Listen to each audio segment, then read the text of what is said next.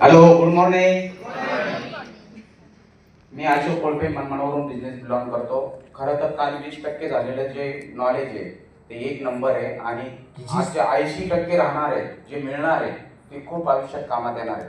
म्हणजे आपण जे शाळेत पहिलीपासून तर एज्युकेशन पूर्ण करेपर्यंत शिकतो ना, तिथं सुद्धा ज्यांना 1-1 लाख रुपये पगार असतो ते टीचर पण आपल्याला असं शिकवू शकत नाही तुमचं जीवन कसं बदलायचं.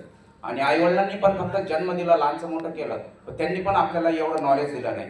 आणि खरं काल म्हणजे एक आपल्या समोर भगवंत किंवा श्रीकृष्णाच्या रूपात आपल्याला जे नॉलेज दिलं 20% त्याच्यातून दुःखी लोक सुद्धा आनंदी होऊ शकतात. आणि या पावनभूमीमध्ये श्रीच्या साईबाबाच्या पावनभूमीमध्ये जे 20% मिळालंय त्याच्यातून खरंच लोक दुःखातून बाहेर येऊ शकतात आणि आनंदी जगू शकतात. पैसा महत्वाचा नाही, पण नॉलेज लय महत्वाचं आहे. नॉलेजमुळेच पैसा येतो, पण नॉलेज पाहिजे. आता इथून मागे जे आपण वागत होतो ते चुकीच्या पद्धतीने वागत होतो आणि काल कळालं का आपल्याला कसं वागायला पाहिजे.